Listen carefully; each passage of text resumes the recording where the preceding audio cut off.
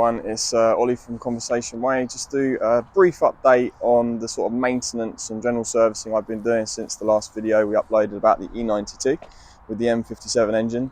So the other week I had the check engine light, the dreaded check engine light come on, and it turned out it was the EGR pressure converter, which is conveniently located deep down to the right hand side of the engine. And it necessitated my mechanic taking the inlet manifold off. So all of this had to be removed, this guttering, obviously engine cover, and the inlet manifold itself. So it was a bit of a job to get to. How long did that take?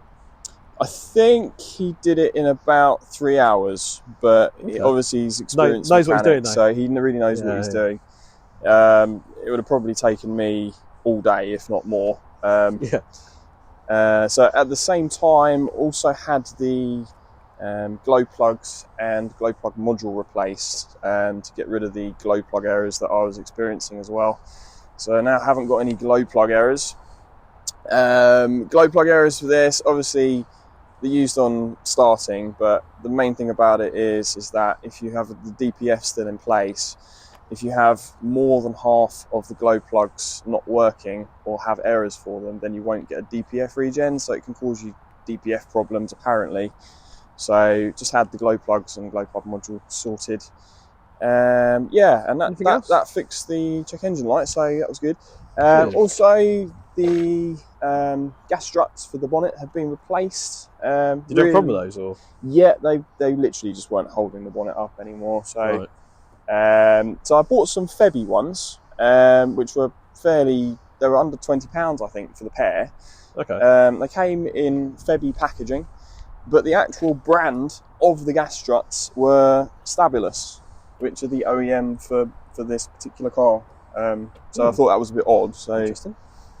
But yeah, apart from that, the car's been... and you've missed it. You haven't said. You haven't told everyone. We put new wipers on today. Yeah, we put new wipers on. New wipers are on. The BMW wipers failed after probably less than a year. Crap. Yeah, they just the rubber just started perishing and get some. Smearing you the did screen, get some Bosch ones, so that's good. Yeah, Bosch. So we've gone for the Bosch ones, and hopefully they'll last. They're cheaper than about £10 cheaper than the BMW ones, so hopefully they'll last a bit longer as well. Alright, maybe someone can tell us in the comments, maybe has anyone tried Halford's advanced wipers? They're more expensive than Bosch, but are they any better? That's one thing we need to know. Yeah, that's interesting. Yeah, haven't and also seen much of that. I heard good things about the Valio Silencio wipers as well, but again, if anyone's got any experience with those, let us know how you got on with them. And also, anyone else could tell us what other maintenance issues or things that they found helpful for the M57 engine. I know when I had my X5, for me it was just keeping on top of maintenance, oil and things like that. So in Ollie's experience, he's still got his M57 obviously, so if anyone's got any tips that could help prevent any sort of failures on any parts of the engine or the car itself, then that'd be great to know. We'd be interested to know. Yeah, just to check as well, how many miles now Ollie this one got? 103,000 I think. 103,000, yeah. And for anybody, so it's done really, really well. And for anybody who's thinking about buying a car, do not let mileage put you off. I tell you for why. I've had about 10 cars with over 150,000 miles. Never had any more problems than I have done with a car under 150,000 miles.